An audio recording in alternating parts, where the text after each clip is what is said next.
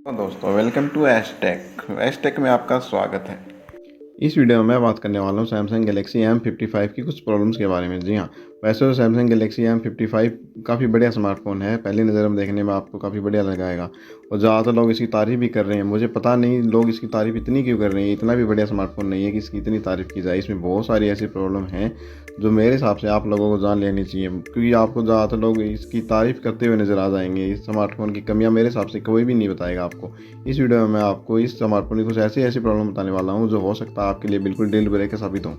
और इस स्मार्टफोन की प्राइस फीचर्स वगैरह बताकर आपका टाइम ख़राब करने वाला हूँ नहीं। मुझे पता आपने इससे रिलेटेड कई वीडियो देख ली हैं, फिर भी आपको अगर इससे रिलेटेड कोई जानकारी लेनी है तो अपनी वीडियो पॉज कर लीजिए और आपको सारी जानकारी देखने को मिल जाएगी। देखिए, सबसे पहली जो प्रॉब्लम मुझे इस स्मार्टफोन में नोटिस हुई वो है इसका वीक प्रोसेसर। जी हाँ, सैमसंग गैलेक्सी M55 में आपको क्वालकॉम स्नैपड्रैगन 7 Gen 1 वाला प्रोसेसर देखने को मिलता है, जो मेरे हिसाब से 27,000 रुपये के आसपास की प्राइस रेंज में बिल्कुल भी जस्टिफाई नहीं करता, क्योंकि ये स्मार्टफोन का बेस्ट वेरिएंट आपको 27,000 रुपये में देखने को मिलता है और अदर जो वेरिएंट है वो तो 30,000 से भी ऊपर जाते हैं। तो मेरे हिसाब से इस प्राइस रेंज में तो स्नैपड्रैगन 7 Gen 1 वाला प्रोसेसर बिल्कुल भी सही नहीं है।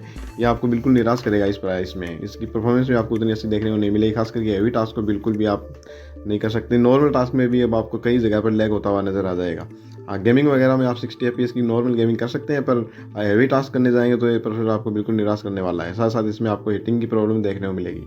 और अगली प्रॉब्लम जो मुझे सैमसंग गैलेक्सी M55 में लगी है वो लगी है डिस्प्ले से रिलेटेड। देखिए, डिस्प्ले वैसे तो इसकी काफ़ी बढ़िया है, सुपर एमोलेड वाली डिस्प्ले देखने को मिलती है 120 हर्ट्ज की रिफ्रेश रेट के साथ। तो इसमें प्रॉब्लम ये है कि इसमें आपको एक तो पीक ब्राइटनेस काफ़ी कम देखने को मिलती है। जी हाँ, इसमें आपको सिर्फ 1000 नीट्स की पीक ब्राइटनेस देखने को मिलती है, तो मेरे हिसाब से कॉम्पिटिशन के हिसाब से ध्यान दें तो बिल्कुल कम है। साथ ही साथ इसके में आपको जो डिस्प्ले प्रोटेक्शन देखने को मिलती है वो भी पता नहीं सैमसंग ने कौन सी दी है, वहाँ पर कोई जानकारी नहीं दी है। हो सकता है इसमें कोई प्रोटेक्शन हो, पर मेरे हिसाब से ऐसा नहीं है, क्योंकि जब कंपनी अच्छी प्रोटेक्शन देती है तो वो कंपनी उसका प्रचार ज़रूर करती है। तो मेरे हिसाब से आपको यहाँ पर प्रोटेक्शन के नाम पर भी बिल्कुल कुछ नहीं देखने को मिलता, तो ये गिरते ही टूटने की संभावना भी रहेगी। तो इस बात का आप ज़रूर ध्यान रखें।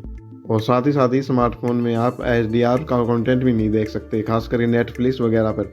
हाँ, यूट्यूब पर आप HDR कंटेंट देख सकते हैं, स्मूथ चलेगा, पर HDR आप अगर नेटफ्लिक्स वगैरह पर देखने जाएंगे तो वहाँ पर आपको निराशा ही हाथ लगेगी। वहाँ पर आपका HDR का सपोर्ट देखने को नहीं मिलेगा। हो सकता है अपडेट के थ्रू ये आ जाए, पर फिलहाल इसमें ये प्रॉब्लम है।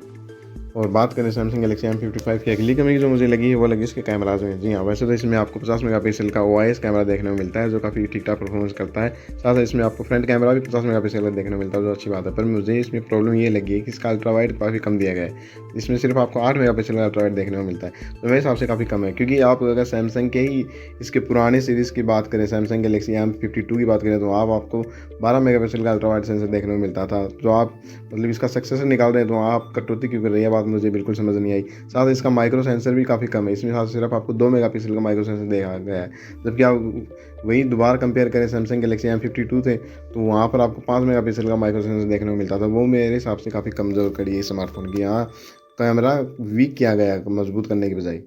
और बात करें सैमसंग गैलेक्सी M55 की अगली कमी जो मुझे लगी वो लगी इसका चार्जिंग स्पीड से रिलेटेड। जी हाँ, इस स्मार्टफोन में एक तो कमी मुझे सबसे बड़ी सैमसंग की ये लगती है कि इसमें आपको चार्जर बॉक्स के अंदर नहीं देखने को मिलता।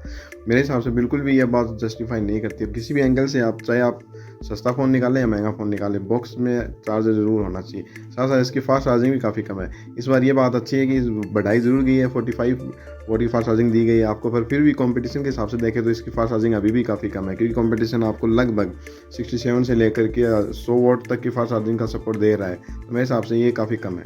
साथ साथ इसके बॉक्स में चार्जर जरूर देना चाहिए किसी भी कंपनी को।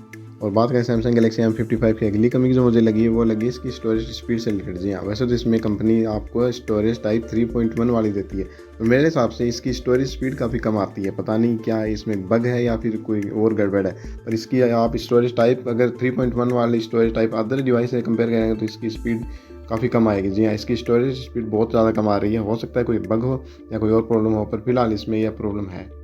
तो ये कुछ प्रॉब्लम थी जो मुझे सैमसंग गैलेक्सी M55 में नोटिस हुई और मैंने आपके साथ साझा कर दिया। अगर आपको इन प्रॉब्लम से ज़्यादा फर्क नहीं पड़ रहा है तो आप सैमसंग गैलेक्सी M55 की तरफ बिल्कुल जा सकते हैं।